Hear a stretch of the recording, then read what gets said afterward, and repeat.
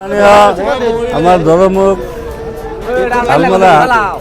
আলমরা গাঁও পঞ্চায়েতের কাউন্সিলর সাহেব, সম্মানীয় আমার শিগুড়ি খালমরার আমার বিডিপির আব্দুল মালেক সাহেব, সম্মানীয় আমার শিগুড়ি খালমরা লালৰ গাঁওবুঢ়া মোৰ ভাতৃপ্ৰতিম খলিলুৰ ৰহমান সাহেব, আমাৰ ইয়াত এই অনুষ্ঠানত উপস্থিত থকা মুৰব্বী যুৱক ভাই ভাতিজাসকল, আজি সঁচাকৈ আমাৰ বৰ দুখৰ দিন।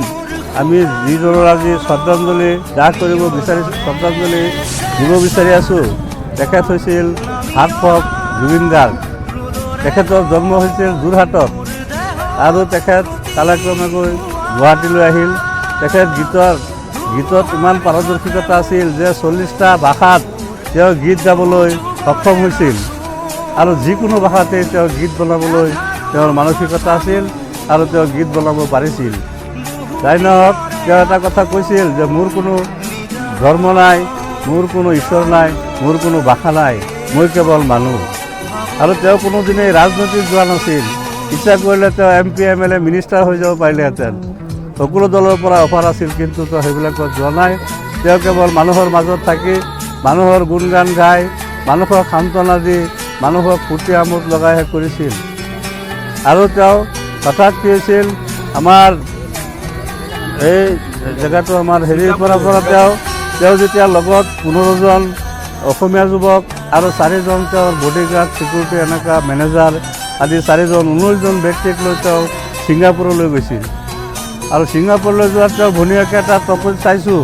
তেওঁ কৈছে, মই 19 তাৰিখে ঘটনা, 18 তাৰিখে মই দাদাৰ লগত কথা পাতিছোঁ, দাদা সুস্থ হৈ আছে, দাদা ঠিকে আছে। কৈছে তুমি কেতিয়ালৈ আহিবা, ঘৰুৱা মানুহ কথা পাতিছে। যাই নহওক, তাৰপিছত তেওঁ মানে কি মন গ'ল, আচলতে কালৰ কুটিল মানে শেষ নিশ্বাস কেনেকৈ হ'ব, সেই গতিকে তেওঁ সাগৰত গা ধুবলৈ গ'ল। প্ৰথমতে তেওঁক মেনেজাৰে বাধা দিছিল যে আপুনিতো হাৰ্টৰ বেমাৰী, গতিকে নহ'ব আপুনি। তাৰপিছত প্ৰথমে তেওঁ ৱাটাৰপ্ৰুফ জেকেট পিন্ধি লৈছিল।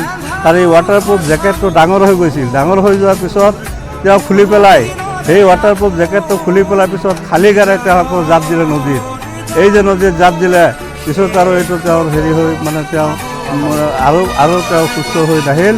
লগে লগে তেওঁৰ বডিগাৰ্ডসকলে তেওঁক ছিংগাপুৰ এখন জেনেৰেল হস্পিটেলত এডমিট কৰালে। এডমিট কৰাৰ 2 ঘণ্টামান পিছত তেওঁক মৃত বুলি ঘোষণা কৰিছে। এতিয়া আমাৰ মুখ্যমন্ত্ৰী মহোদয়ে জনোৱা মতে তেখেতৰ নচৰ দেশ দিল্লীৰ পৰা 12টাত আহি দিল্লীত পাব আৰু ৰাতিপুৱা আহি আমাৰ অসম গুৱাহাটীত পাব। আৰু গুৱাহাটীত পোৱাৰ লগে লগেই তেওঁৰ যিটো বাসভৱন আছে, তেওঁৰ বাসভৱনত 1 ঘণ্টা সময়ৰ কাৰণে তেওঁৰ পৰিয়ালৰ সৈতে নচৰ দেশক তেওঁলোকৰ মানে চমজাই দিব। আৰু তাৰপিছত তাৰ পৰা সৰু সজাইলৈ আনিব আৰু তাত সকলো দল সংগঠন, ব্যক্তি বিশেষে জনভুক্ত যিমান জনভুক্ত আছে তেওঁৰ সকলোৱে তেওঁক শ্ৰদ্ধাঞ্জলি জ্ঞাপন কৰিব শেষ কৰাৰ বাবে। আৰু এটা কথা তেওঁ কৈছে, চিফ মিনিষ্টাৰে কৈছে যে তেওঁৰ নচৰ দেশ কেতিয়া অৱসান কৰা হ'ব, তেওঁক কেতিয়া চিটা দিয়া হ'ব, এইটো তেওঁৰ পৰিয়াল আৰু সংগঠনসকলে ঠিক কৰিব। এইটো চৰকাৰৰ কথা নহয়, তেওঁৰ পৰিয়ালৰ ওপৰত দিছে।